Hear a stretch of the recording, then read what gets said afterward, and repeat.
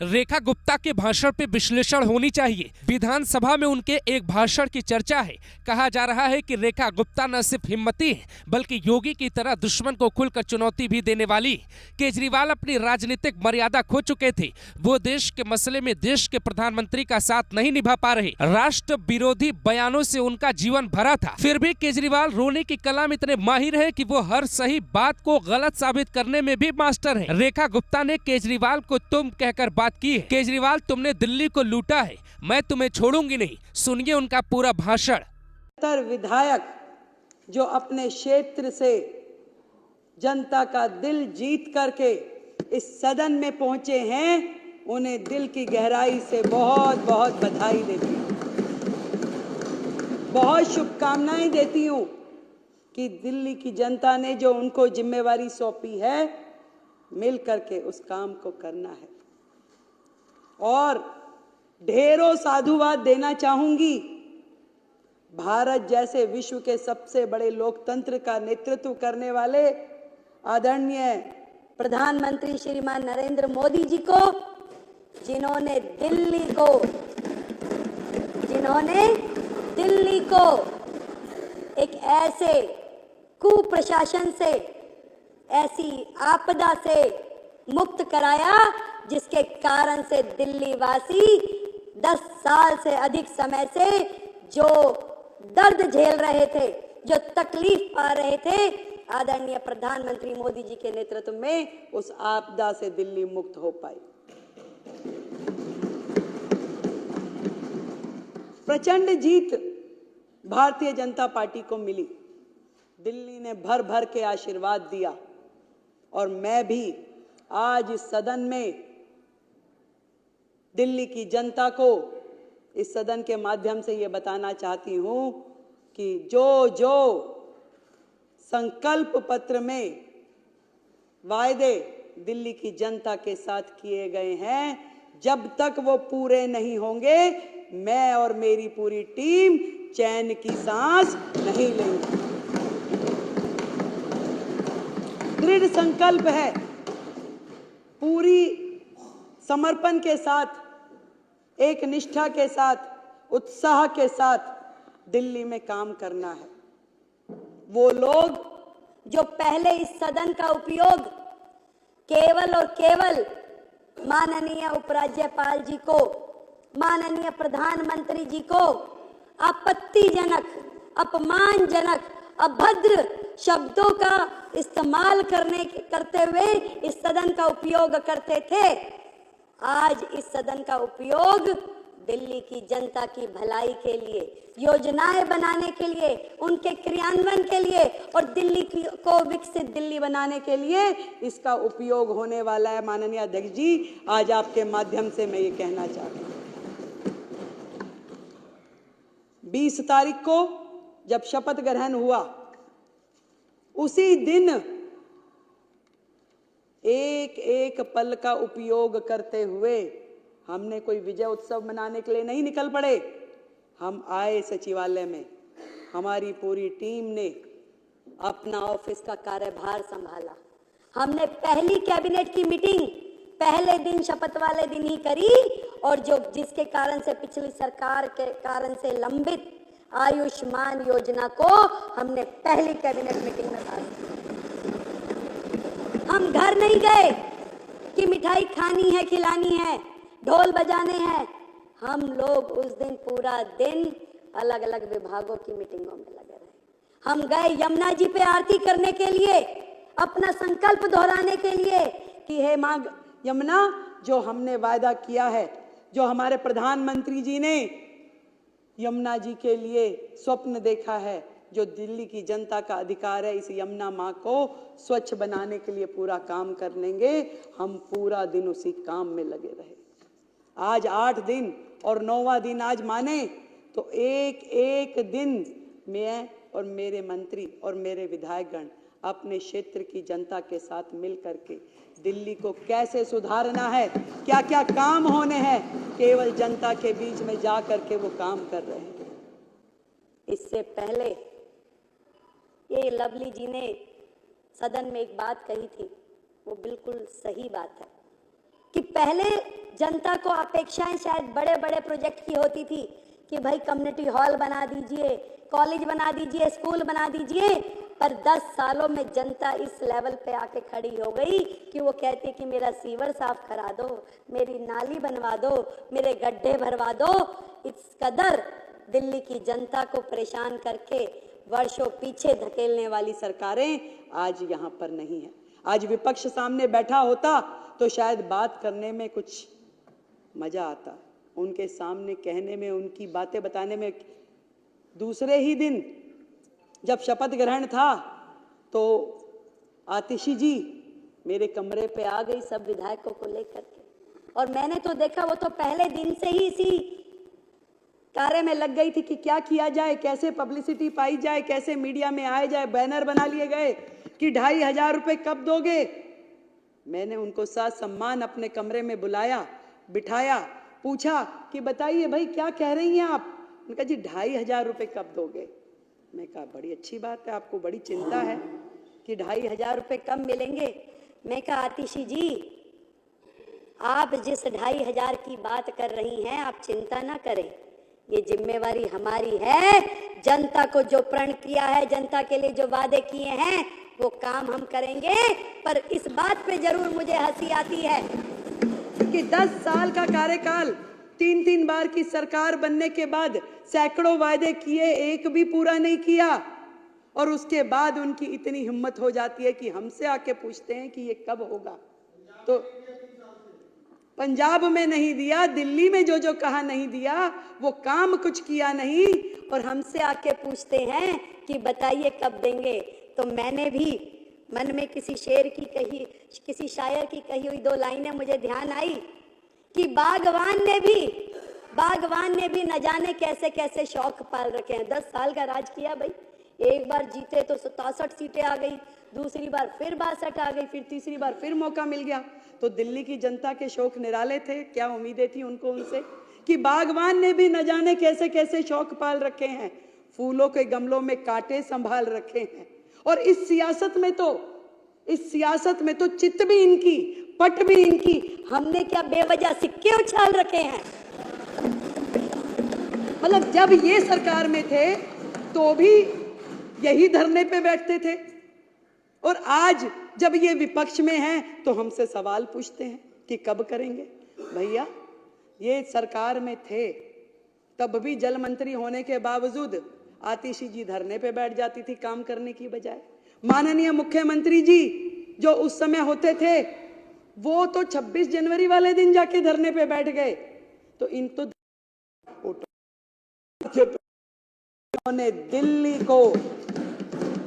जिन्होंने दिल्ली को एक ऐसे कुप्रशासन से, ऐसी आपदा से मुक्त कराया जिसके कारण से दिल्ली वासी 10 साल से अधिक समय से जो दर्द झेल रहे थे, जो तकलीफ पा रहे थे, आदरणीय प्रधानमंत्री मोदी जी के नेतृत्व में उस आपदा से दिल्ली मुक्त हो पाई। प्रचंड जीत भारतीय जनता पार्टी को मिली। दिल्ली ने भर भर के आशीर्वाद दिया, और मैं भी आज इस सदन में दिल्ली की जनता को इस सदन के माध्यम से ये बताना चाहती हूं कि जो जो संकल्प पत्र में वायदे दिल्ली की जनता के साथ किए गए हैं, जब तक वो पूरे नहीं होंगे मैं और मेरी पूरी टीम चैन की सांस नहीं लेंगे। दृढ़ संकल्प है, पूरी समर्पण के साथ, एक निष्ठा के साथ, उत्साह के साथ दिल्ली में काम करना है। वो लोग जो पहले इस सदन का उपयोग केवल और केवल माननीय उपराज्यपाल जी को, माननीय प्रधानमंत्री जी को आपत्तिजनक, अपमानजनक, अभद्र शब्दों का इस्तेमाल करते हुए इस सदन का उपयोग करते थे, आज इस सदन का उपयोग दिल्ली की जनता की भलाई के लिए, योजनाएं बनाने के लिए, उनके क्रियान्वयन के लिए और दिल्ली को विकसित दिल्ली बनाने के लिए इसका उपयोग होने वाला है। माननीय अध्यक्ष जी, आज आपके माध्यम से मैं ये कहना चाहती हूँ, 20 तारीख को जब शपथ ग्रहण हुआ, उसी दिन एक एक पल का उपयोग करते हुए हमने कोई विजय उत्सव मनाने के लिए नहीं निकल पड़े।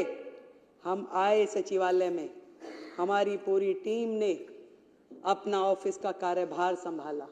हमने पहली कैबिनेट की मीटिंग पहले दिन, शपथ वाले दिन ही करी और जिसके कारण से पिछली सरकार के कारण से लंबित आयुष्मान योजना को हमने पहली कैबिनेट मीटिंग में पास किया। हम घर नहीं गए कि मिठाई खानी है, खिलानी है, ढोल बजाने हैं। हम लोग उस दिन पूरा दिन अलग अलग विभागों की मीटिंगों में लगे रहे। हम गए यमुना जी पे आरती करने के लिए, अपना संकल्प दोहराने के लिए कि हे मां यमुना, जो हमने वायदा किया है, जो हमारे प्रधानमंत्री जी ने यमुना जी के लिए स्वप्न देखा है, जो दिल्ली की जनता का अधिकार है, इस यमुना मां को स्वच्छ बनाने के लिए पूरा काम कर लेंगे। हम पूरा दिन उसी काम में लगे रहे। आज 8 दिन और 9वां दिन आज माने तो एक एक दिन मैं और मेरे मंत्री और मेरे विधायकगण अपने क्षेत्र की जनता के साथ मिल करके दिल्ली को कैसे सुधारना है, क्या क्या काम होने हैं, केवल जनता के बीच में जा करके वो काम कर रहे हैं। इससे पहले ये लवली जी ने सदन में एक बात कही थी, वो बिल्कुल सही बात है कि पहले जनता को अपेक्षाएं शायद बड़े बड़े प्रोजेक्ट की होती थी कि भाई कम्युनिटी हॉल बना दीजिए, कॉलेज बना दीजिए, स्कूल बना दीजिए, पर 10 सालों में जनता इस लेवल पे आके खड़ी हो गई कि वो कहती है कि मेरा सीवर साफ करा दो, मेरी नाली बनवा दो, मेरे गड्ढे भरवा दो। इस कदर दिल्ली की जनता को परेशान करके वर्षों पीछे धकेलने वाली सरकारें आज यहाँ पर नहीं है। आज विपक्ष सामने बैठा होता तो शायद बात करने में कुछ मजा आता, उनके सामने कहने में, उनकी बातें बताने में। दूसरे ही दिन जब शपथ ग्रहण था तो आतिशी जी मेरे कमरे पे आ गई सब विधायकों को लेकर के, और मैंने तो देखा वो तो पहले दिन से ही इसी कार्य में लग गई थी कि क्या किया जाए, कैसे पब्लिसिटी पाई जाए, कैसे मीडिया में आया जाए। बैनर बना लिए गए कि 2,500 रुपए कब दोगे। मैंने उनको साथ सम्मान अपने कमरे में बुलाया, बिठाया, पूछा कि बताइए भाई क्या कह रही हैं आप। उन्होंने कहा जी 2,500 रुपए कब दोगे। मैं कहा बड़ी अच्छी बात है, आपको बड़ी चिंता है कि 2,500 रुपए कब मिलेंगे। मैं कहा आतिशी जी, आप जिस 2,500 की बात कर रही हैं आप चिंता ना करें, ये जिम्मेवारी हमारी है। जनता को जो प्रण किया है, जनता के लिए जो वादे किए हैं वो काम हम करेंगे। पर इस बात पे जरूर मुझे हंसी आती है कि 10 साल का कार्यकाल, 3-3 बार की सरकार बनने के बाद सैकड़ों वायदे किए, एक भी पूरा नहीं किया। और उसके बाद उनकी इतनी हिम्मत हो जाती है कि हमसे आके पूछते हैं कि ये कब होगा। तो पंजाब में नहीं दिया, दिल्ली में जो जो कहा नहीं दिया, वो काम कुछ किया नहीं, और हमसे आके पूछते हैं कि बताइए कब देंगे।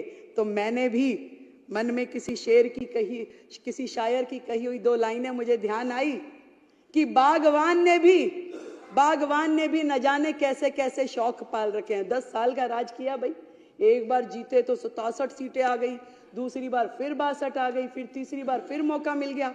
तो दिल्ली की जनता के शौक निराले थे, क्या उम्मीदें थी उनको उनसे कि बागवान ने भी न जाने कैसे कैसे शौक पाल रखे हैं, फूलों के गमलों में कांटे संभाल रखे हैं। और इस सियासत में तो चित भी इनकी, पट भी इनकी, हमने क्या बेवजह सिक्के उछाल रखे हैं। मतलब जब ये सरकार में थे तो भी यही धरने पे बैठते थे, और आज जब ये विपक्ष में हैं तो हमसे सवाल पूछते हैं कि कब करेंगे। भैया ये सरकार में थे तब भी जल मंत्री होने के बावजूद आतिशी जी धरने पे बैठ जाती थी काम करने की बजाय।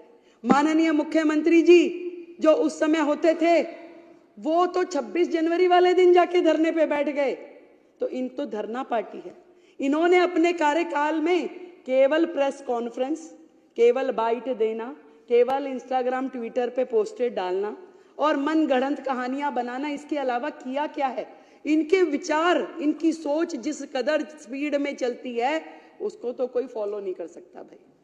वो तो यमुना जी में जहर डाल देंगे, इस जन्म में तो जिता नहीं सकते, हरा नहीं सकते, ऐसी ऐसी बात करने वाले, घमंड से भरे हुए, अहंकार से भरे हुए। घमंड और अहंकार तो रावण का भी नहीं चला, तो ये क्या चीज थे? जनता ने एक बार में दिखा दिया कि जनता जब चाहती है तो सर पे भी बिठाती है और जनता के दिल में से उतर जाओ तो वो सड़क पे भी ला देती है। तो धरने की पार्टी फिर से धरने पे जा बैठी। मैं तो कहती हूँ ये जनता का काम है, जनता ने जो किया है वो उनको समझना पड़ेगा। चैलेंजेस बहुत हैं, बहुत सारी कठिनाइयां हैं, और मैं तो इतना समझ पाई कि जो आतिशी जी बार बार कह रही थी कि कब देंगे कब देंगे, क्योंकि उन्हें पता है कि वो जो सिस्टम छोड़ के गई हैं, जो खजाने खाली करके गई है, वो भी ये सोचती है देंगे कैसे, जरा पूछे तो सही कब देंगे। परंतु मैं पूरे विपक्ष को ये बताना चाहती हूं कि आज आप जिस भी परिस्थिति में दिल्ली को छोड़ के गए हैं, दिल्ली के लिए जो काम हमें करने हैं, दिल्ली को नरेंद्र मोदी जी का जो स्वप्न है, जो विजन है दिल्ली के लिए, विकसित दिल्ली का, उसको पूरा करने के लिए हमें जो भी करना पड़ेगा इस दिल्ली के लिए हम करेंगे। दृढ़ता के साथ, संकल्प के साथ, मेहनत के साथ, ईमानदारी के साथ हर एक काम को किया जाएगा। आप लोगों के जैसे नहीं, क्योंकि आपको वादे तो करने आते हैं, निभाने नहीं आते थे। आपको दिल्ली की जनता का दर्द का प्रचार करना तो आता था, परंतु उसके लिए काम करना नहीं आता था। आज हम दिल्ली की जनता का जो दिल का दर्द है उसका एहसास भी हमें है और उसका उपचार भी हम करेंगे, ये मैं आज आपको बताना चाहती हूं। जो चीजें, जो काम मैंने देखा अपने पूरे कार्यकाल में, पिछली सरकार ने अपनी बुद्धि का इस्तेमाल केवल जनता को बेवकूफ बनाने के लिए किया। बेवकूफ बनाती रही, कहती रही, वर्गलाती रही, और जब जब काम नहीं हुआ तो गलियाती रही। कभी राज्यपाल जी का नाम लेके, कभी प्रधानमंत्री जी का नाम लेके। तो जनता ने सोचा कि भाई जब करना उन्होंने ही है तो उन्हीं के हाथों में सत्ता सौंप देते हैं। तो इस बार पूर्ण बहुमत की जो सरकार जनता ने बनाई है, दिल की गहराई से मैं दिल्ली की जनता का बहुत बहुत धन्यवाद करती हूँ।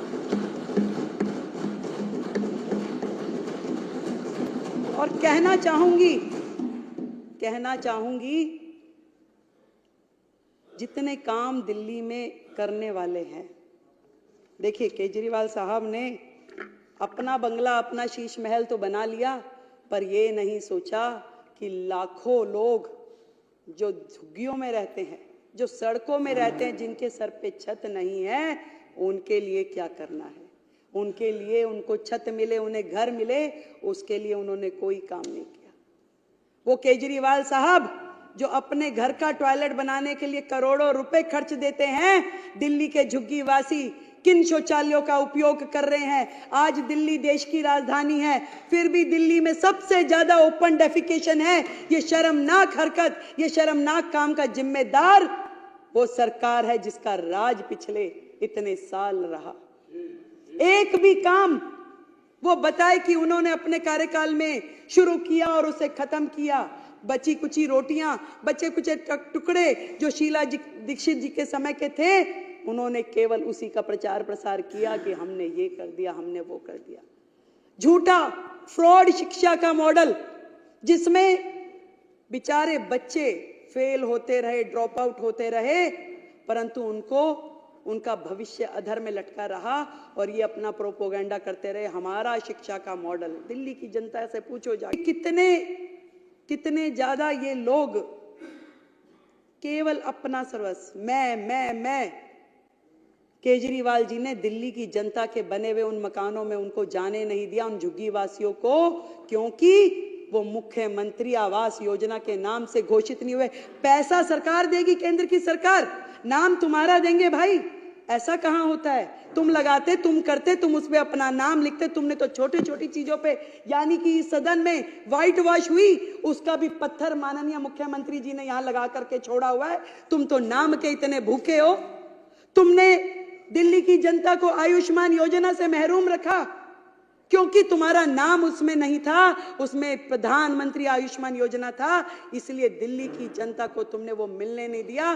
पूरे देश की जनता को आयुष्मान का लाभ मिला, पर दिल्ली की जनता उससे महरूम रही, सिर्फ और सिर्फ तुम्हारे अहम के कारण।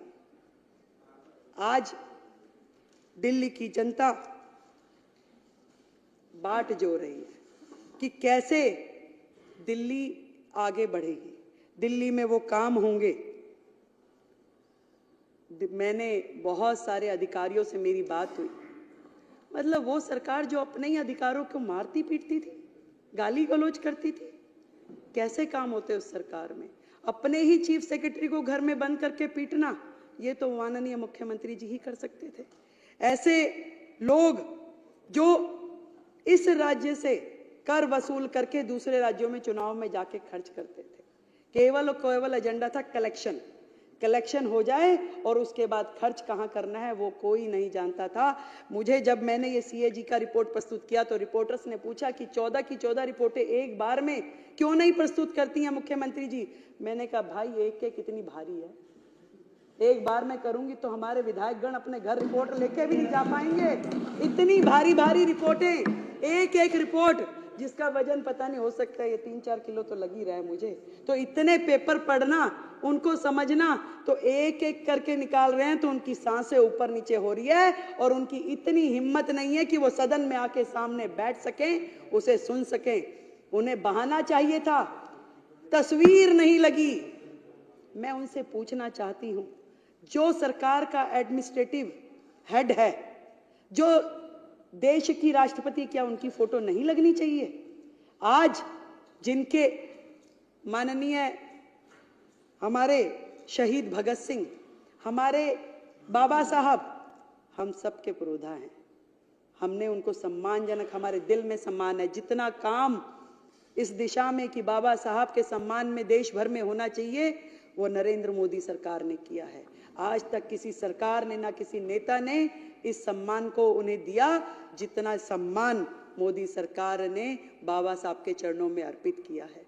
वो लोग बातें करते हैं, फोटो नहीं लगाई, केवल मात्र बहाना कि मुझे तो लड़के जाना है, किस तरीके से मुझे यहां से बाहर निकले, क्योंकि वो सुन नहीं सकते थे जो बातें इस रिपोर्ट में लिखी हुई है, जो बातें एक एक विधायक यहां बोलेगा, उनकी हिम्मत नहीं थी वो सुनने की, इसलिए वो दौड़ गए कि भाग जाओ भैया, जो मर्जी बोले यहां पे, हम तो बचें। उनको काम क्या है?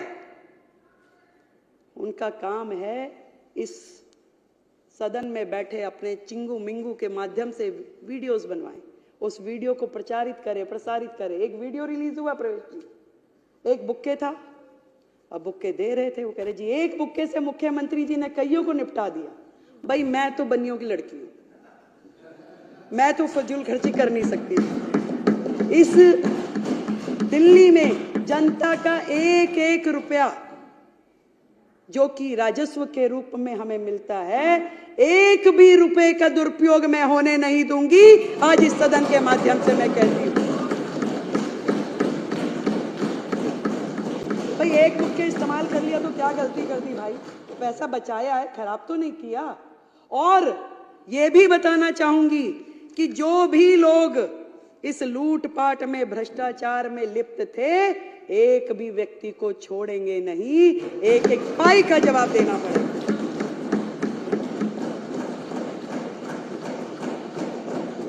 चुनाव के दौरान बहुत सारे पोस्टर लगे, स्टिकर लगे, भाई हो तो ऐसा, भाई हो तो ऐसा, डैश डैश डैश। ऐसा भाई जिसने दिल्ली की बहनों के परिवार बर्बाद कर दिए, घर बर्बाद कर दिए, एक के साथ एक फ्री देने वाला तो सर एक ही मुख्यमंत्री है पूरे के पूरे देश में। एक ही मुख्यमंत्री, एक के साथ एक फ्री। दारू, कैसे घर बर्बाद हुए, कैसे बहनें खून के आंसू रोई, ये केजरीवाल साहब जो उन्होंने किया वो इतिहास में लिखा गया। जो घर बर्बाद हुए, जब उस बहन का पति उससे लड़ता था तो वो 100 गालियां देती थी केजरीवाल को, और वही बद्दुआएं लगी है कि केजरीवाल जी की पूरी टीम सिमट के जितने धुरंधर थे, जितने मुखिया थे, सब घर जाकर के दुबक्के बैठ गए। दिल्ली की जनता, दिल्ली की बहनें, उनकी बद्दुआएं उन्हें लगी। जो नीतियां रीतियां उन्होंने अपनाई, जो भविष्य खतरे में डाला, दिल्ली को बर्बाद करने की दिशा में उन्होंने कुछ छोड़ा नहीं है। उन्होंने डेवलपमेंट के नाम पे जहां जहां जो करना चाहिए था कुछ भी नहीं किया। केंद्र सरकार से करोड़ों करोड़ रुपए आते रहे और उनको बर्बाद करने के लिए उन्होंने सारे काम किए। यमुना की सफाई के लिए करोड़ों रुपए आए, कुछ काम नहीं किया। दिल्ली में G20 के समय में जितने काम हुए उसमें दिल्ली सरकार का जो शेयर देना था दिल्ली सरकार ने नहीं दिया। मेट्रो के एक्सटेंशन में जो पैसे दिल्ली सरकार ने देने थे दिल्ली सरकार ने नहीं दिए। एक भी काम दिल्ली सरकार ने जो उनका बनता था वो किया नहीं। जब भी जरूरत पड़ी केंद्र सरकार ने ही खड़े होकर के दिल्ली को संभाला। कोविड के समय में भी ना तो केजरीवाल घर से बाहर निकले, ना ही उनके जितने विधायक थे घर से बाहर निकले। एक भी विधायक ने समेत उनके मंत्रिमंडल के किसी दिल्ली की जनता की कोई मदद नहीं करी अध्यक्ष जी। तब भी दिल्ली को संभालने वाले आदरणीय प्रधानमंत्री जी थे और गृह मंत्री अमित शाह जी थे जिन्होंने दिल्ली को संभाला और दिल्ली के प्राण बचाए। कैसे भूल जाएगी दिल्ली की जनता, कैसे भूल जाएगी। आज भी मैं तो यही कहना चाहूंगी कि मिशन मोड पे काम करना पड़ेगा। एक दूसरे पे दोषारोपण की जो प्रथाएं चलती थी हमें उससे मतलब नहीं है। मीडिया वाले मेरे को रास्ते चलते बाइट के लिए बोलते, मैं मना कर देती हूँ। मैं क्या, कुछ करने तो दो, पहले काम करूंगी उसके बाद बोलूंगी। और कोई बहाना नहीं, कोई किसी के ऊपर दोषारोपण नहीं, कोई मर्यादित व्यवहार नहीं, केवल और केवल काम। और उस काम के करते हुए दिल्ली में जो भी दिल्ली जिसकी अधिकारी है वो सारे के सारे अधिकार उनको देने हैं। यहाँ तक कि MCD का जो शेयर हमारा बनता है, आज इस सदन के माध्यम से मैं कहना चाहती हूँ कि 192 करोड़ रुपए जो दिल्ली नगर निगम का शेयर है वो हमने उनको ट्रांसफर करवा दिया। दिल्ली की जनता को बातों की सफाई, हाथ की सफाई नहीं चाहिए, दिल्ली को दिल्ली की सफाई चाहिए। इसलिए हम नगर निगम को पूरा का पूरा स्पेस देंगे कि वो जो काम उनके हैं उस काम को करने के लिए जो भी हमारी तरफ से हमारी जिम्मेवारी बनती है वो जरूर हम उनको करके देंगे, कहीं पे भी कोई कमी रखेंगे नहीं।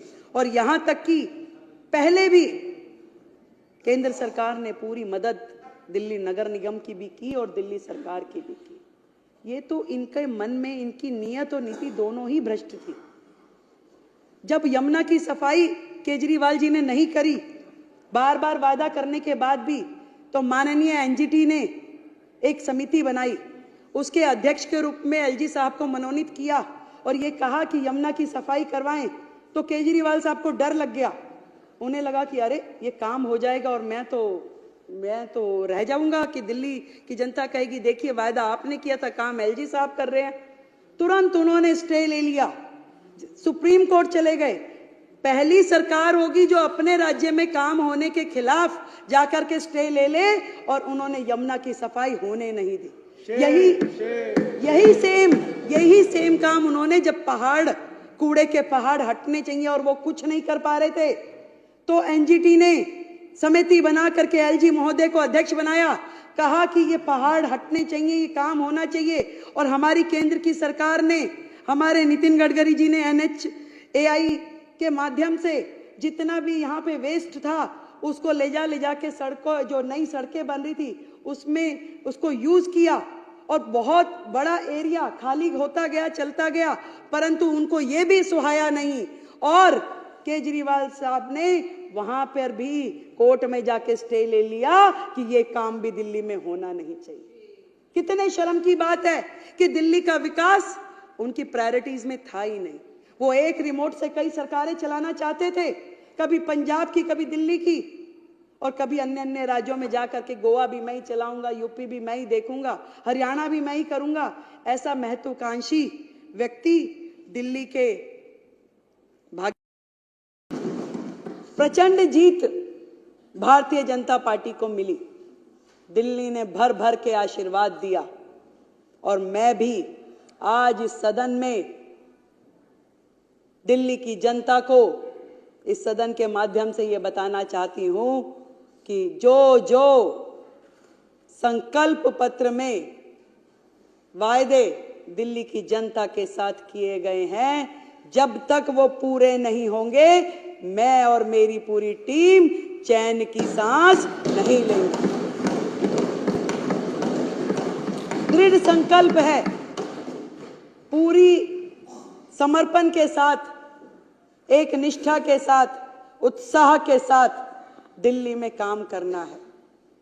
वो लोग जो पहले इस सदन का उपयोग केवल और केवल माननीय उपराज्यपाल जी को, माननीय प्रधानमंत्री जी को आपत्तिजनक, अपमानजनक, अभद्र शब्दों का इस्तेमाल करते हुए इस सदन का उपयोग करते थे, आज इस सदन का उपयोग दिल्ली की जनता की भलाई के लिए, योजनाएं बनाने के लिए, उनके क्रियान्वयन के लिए और दिल्ली को विकसित दिल्ली बनाने के लिए इसका उपयोग होने वाला है। माननीय अध्यक्ष जी, आज आपके माध्यम से मैं ये कहना चाहती हूँ,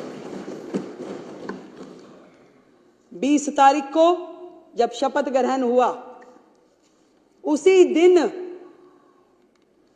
एक एक पल का उपयोग करते हुए हमने कोई विजय उत्सव मनाने के लिए नहीं निकल पड़े। हम आए सचिवालय में, हमारी पूरी टीम ने अपना ऑफिस का कार्यभार संभाला। हमने पहली कैबिनेट की मीटिंग पहले दिन, शपथ वाले दिन ही करी और जिसके कारण से पिछली सरकार के कारण से लंबित आयुष्मान योजना को हमने पहली कैबिनेट मीटिंग में पास किया। हम घर नहीं गए कि मिठाई खानी है, खिलानी है, ढोल बजाने हैं। हम लोग उस दिन पूरा दिन अलग अलग विभागों की मीटिंगों में लगे रहे। हम गए यमुना जी पे आरती करने के लिए, अपना संकल्प दोहराने के लिए कि हे मां यमुना, जो हमने वायदा किया है, जो हमारे प्रधानमंत्री जी ने यमुना जी के लिए स्वप्न देखा है, जो दिल्ली की जनता का अधिकार है, इस यमुना मां को स्वच्छ बनाने के लिए पूरा काम कर लेंगे। हम पूरा दिन उसी काम में लगे रहे। आज 8 दिन और 9वां दिन आज माने तो एक एक दिन मैं और मेरे मंत्री और मेरे विधायकगण अपने क्षेत्र की जनता के साथ मिल करके दिल्ली को कैसे सुधारना है, क्या क्या काम होने हैं, केवल जनता के बीच में जा करके वो काम कर रहे हैं।